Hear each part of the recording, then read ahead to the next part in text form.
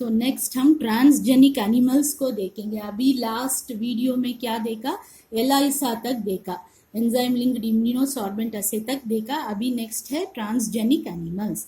Transgenic animals माने क्या, the animals whose DNA is manipulated to have a foreign DNA. इसका मतलब क्या है, जो एनिमल्स का डीएनए नॉर्मल डीएनए है उसमें हम लोग फॉरेन डीएनए डाल देते हैं।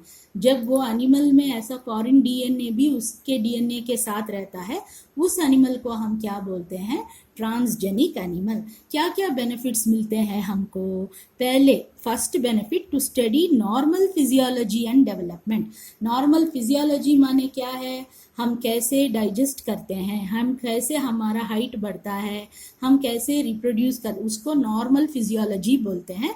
और डेवलपमेंट आपको मालूम है, तो इसमें एग्जाम्पल क्या लिया है, इंसुलिन लाइक ग्रोथ फैक्टर लिया है। ये इंसुलिन लाइक ग्रोथ फैक्टर क्या काम करता है, ये इंसुलिन लाइक ग्रोथ फैक्टर कुछ टिश्यूज का ग्रोथ वो बढ़ाता है हमारे ह्यूमन बॉडी में, और उसको क्या बोलते हैं, दूसरा नाम उसका है सोमैटोमेडिन भी बोलते हैं। उसको क्या बोलते हैं, सोमैटोमेडिन। यहाँ पे लिखती हूँ, यहाँ पे ठीक नहीं हुआ, सोमैटोमेडिन भी बोलते हैं। और ये ग्रोथ कौन सा ग्रोथ के लिए देख लेता है, ये थोड़ा बोन सेल्स का ग्रोथ, स्केलिटल मसल का ग्रोथ, नर्व सेल्स का ग्रोथ, ये सब भी देखता है। तो इसको हम इंसुलिन लाइक ग्रोथ फैक्टर भी बोलते हैं। ये इंसुलिन ग्रोथ फैक्टर 1 रहता है और इंसुलिन ग्रोथ फैक्टर 2, ये एक्स्ट्रा है, बुक में नहीं दिया गया है, एक्स्ट्रा मैंने बोल दिया है। तो ये क्या करता है, हमारा सेल्स का ग्रोथ देख लेता है। तो इसका काम कैसे कर रहा है देखने के लिए हम ट्रांसजेनिक एनिमल्स यूज करते हैं।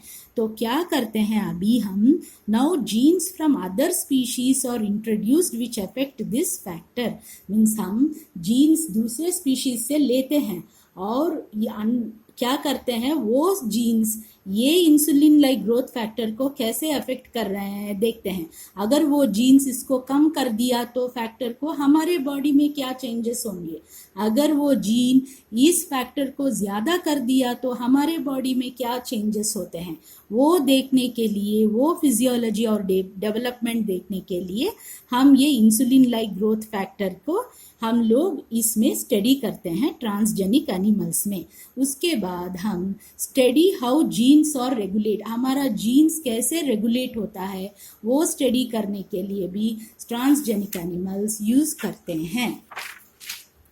नेक्स्ट हम जाएंगे, सेकेंड यूज क्या है, स्टडी ऑफ डिसीजेस। यूजुअली हमारे डिसीजेस, हमको कैंसर होता है, नहीं तो हमको कुछ और डिसीजेस हो गया, सोचो रूमेटॉइड आर्थराइटिस और अल्जीमर्स, ये सब आप याद रखने का, एमसीक्यू में पूछते हैं ये। तो कौन सा डिसीज क्या है, कैंसर एक, rheumatoid arthritis, Alzheimer's. Rheumatoid arthritis माने घुटनों का दर्द, वो सब होता है ना उनको। अल्जीमर्स माने जो भूल जाते हैं, सडनली सब कुछ भूल जाते हैं, जैसे एज बढ़ता जाता है उसको। सो ये डिसीजेस सब भी हम ट्रांसजेनिक एनिमल्स में स्टडी कर रहे हैं। कौन सा एनिमल्स में हम स्टडी कर रहे हैं, माउस मॉडल्स यूज कर रहे हैं। माउस मॉडल चूहा में स्टडी मॉडल करके इन सब डिसीजेस को हम स्टडी कर रहे हैं। स्पेशली किसको, कैंसर को चूहा में हम लोग स्टडी कर रहे हैं। क्या करेंगे, हम चूहे में कैंसर को क्रिएट करते हैं। कैसे, सभी लोगों में, हम में भी ट्यूमर सप्रेसिंग जीन्स रहते हैं, माने ट्यूमर नहीं ग्रो होने का ऐसा जीन्स रहते हैं। माउस में भी ऐसा जीन रहता है। हम लोग क्या करते हैं, वो ट्यूमर सप्रेसिंग जीन को हम सप्रेस कर देते हैं, उसको ब्लॉक कर देते हैं। तो क्या हो जाता है, माउस में ट्यूमर ग्रो हो जाता है। जब माउस में ट्यूमर ग्रो हो जाता है, हम वो ट्यूमर कैसे कंट्रोल करने का, अगर ये मेडिसिन डाले तो वो कम होता है या वो इंजेक्शन डाले तो कम होता है, ऐसे एक्सपेरिमेंट करके देखेंगे, तब हमको वो रिजल्ट मिलेगा, वो ट्यूमर कैसे कम कर सकते हैं, वो हम फिर ह्यूमन बॉडी पे यूज करते हैं। तो इसलिए माउस यूज किया गया है। So they help in understanding the human disease. और डिसीजेस कौन सा है मैंने बोल दिया है। नेक्स्ट है बायोलॉजिकल प्रोडक्ट्स। बायोलॉजिकल प्रोडक्ट्स माने हमारे लिए प्रोटीन्स, हार्मोन्स, ये सब हमको बायोलॉजिकल प्रोडक्ट्स हैं. तो ये gene which codes for a particular product is introduced into animals and this animal produces that product. Means एक जीन, कौन सा भी प्रोडक्ट चाहिए सोचा, वो प्रोडक्ट का जीन हम एनिमल में डाल देंगे. अब वो एनिमल हमको, क्योंकि उसके पास वो जीन है, वो प्रोडक्ट प्रोड्यूस करेगा. वो प्रोडक्ट हम उस एनिमल से निकाल के हम यूज़ कर सकते हैं. तो ऐसे कैसे एग्जाम्पल है, gene coding for alpha 1 anti trypsin, ये सभी प्रोटीन्स ही रहते हैं. एक्चुअली अल्फा 1 एंटी ट्रिप्सिन कहाँ यूज होता है, used in treatment of emphysema. Emphysema एक लंग का डिसऑर्डर है जिसमें खांसी रहता है, वो सब रहते हैं. तो एम्फाइसीमा में हम इसको यूज करते हैं. तो ये हम ट्रांसजेनिक एनिमल से प्रोड्यूस करते हैं. ऐसे कौन सा ये 3 डिसीजेस आप याद रखने का, तो emphysema, phenylketonuria, cystic fibrosis, इन सब में ऐसा ही हम यूज कर रहे हैं ट्रांसजेनिक एनिमल्स को.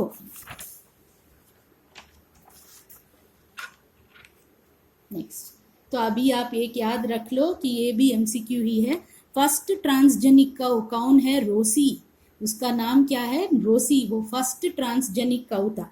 उसने क्या किया, उसने produce milk, protein enriched milk. Protein बहुत ज़्यादा था उसके मिल्क में, 2.4 ग्राम पर लीटर था उसके मिल्क में. और वो भी कौन सा प्रोटीन था, दिस हैज़ ह्यूमन अल्फा लैक्टैल्ब्यूमिन था. क्या था, ह्यूमन अल्फा लैक्टैल्ब्यूमिन था. तो क्या हुआ, हमारे ह्यूमन बेबीज को ये मिल्क बहुत सूट हुआ. नॉर्मल नेचुरल काउ मिल्क से भी ये हमारा ह्यूमन बेबीज को बहुत सूट हुआ.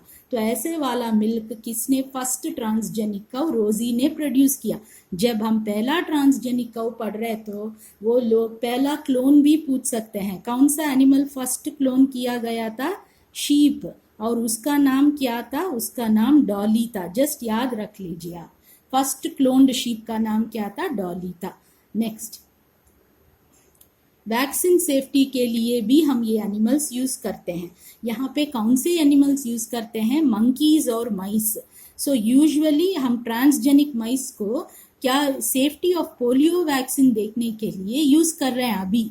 अगर ये अच्छी तरह से हमारा एक्सपेरिमेंट हुआ तो हम मंकीज को यूज करना बंद कर देंगे. नहीं तो मंकीज को अभी हम यूज कर रहे हैं वो टेस्टिंग के लिए. तो अभी हम ट्रांसजेनिक माइस को पोलियो वैक्सीन सेफ्टी के लिए यूज कर रहे हैं. Next, clinical safety testing. Clinical safety testing माने क्या है, हम लोग कुछ मेडिसिन बनाते हैं, अगर वो हमारे लिए ठीक है या नहीं तो वो हमारे लिए पॉइजन या टॉक्सिन है, हमें मालूम नहीं. इसलिए उसको हम टेस्ट करने का, नहीं तो अगर हम 10 ग्राम्स लिया तो अच्छी तरह से एक्ट करता है वो मेडिसिन. क्या हम वो मेडिसिन को 20 ग्राम्स ले सकते हैं, नहीं, वो देखने का. अगर 20 ग्राम्स लिया तो वो टॉक्सिन हमारे बॉडी में टॉक्सिन जैसा एक्ट किया तो वो सभी टेस्टिंग भी हम एनिमल्स में करके ही देखते हैं. तो ट्रांसजेनिक एनिमल्स और made such that they are very, actually कौन सा क्या करते हैं वो ट्रांसजेनिक एनिमल्स को, they are made very sensitive to toxic substances than other normal animals. So हम ऐसे जीन्स उस एनिमल में डालेंगे ताकि वो बहुत ही सेंसिटिव हो जाता है नॉर्मल एनिमल से. आप सोच लीजिए, ये एक मंकी है और ये एक मंकी है, ये नॉर्मल मंकी है. ये मंकी में हम जीन इंट्रोड्यूस करेंगे, क्या बहुत सेंसिटिव है. थोड़ा सा भी हम वो मेडिसिन डाल दिया तो, टॉक्सिन डाल दिया तो ये रिएक्ट कर लेगा. पर फॉर एग्जाम्पल अगर हमने 10 ग्राम का टॉक्सिन इसमें डाला नॉर्मल में, इसमें भी 10 ग्राम का डाला तो ये नॉर्मल वाला रिएक्ट नहीं करता, पर इसका सेंसिटिविटी इंक्रीज हो गया है, इसलिए ये नॉर्मल वाला 10 ग्राम टॉक्सिन मिला तो भी ये रिएक्ट करता. तभी हमको क्या अच्छी तरह से हम लोग साइड इफेक्ट्स ऑफ मेडिसिन पढ़ सकते हैं. इसको क्लिनिकल सेफ्टी बोलते हैं. तो मैंने लिखा है, transgenic animals are made such that they are very sensitive to toxic substances than normal ones and these are exposed to and studied for the effects of the toxin. अभी हम जाएंगे ethical issues. Ethical issues माने problems क्या क्या हो रहा है, legal problems, वो सब क्या क्या हो रहा है उसके बारे में हम अभी पढ़ेंगे. Genetically modification of organisms can have unpredictable results in ecosystem. हमने तो एनिमल्स को जेनेटिकली मॉडिफाइड किया प्लांट्स को भी, पर हमें मालूम नहीं वो लोग अच्छे इफेक्ट भी प्रोड्यूस कर सकते हैं इकोसिस्टम में या बुरे इफेक्ट भी प्रोड्यूस कर सकते हैं।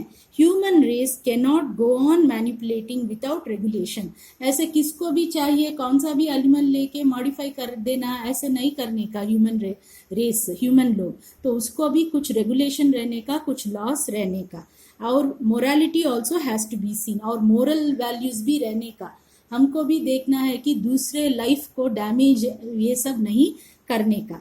तो इसलिए क्या होगा, इसलिए ये GEAC आ गया। क्या है ये GEAC? Genetic engineering approval committee. तो ये काम क्या करता है? Decisions on safety of introducing genetically modified organisms for public service. ये डिसीजन लेता है अगर एक जेनेटिकली मॉडिफाइड काऊ आया या शीप आया, क्या उसको हम पब्लिक सर्विस में डालने का या नहीं, ये डिसाइड करता है।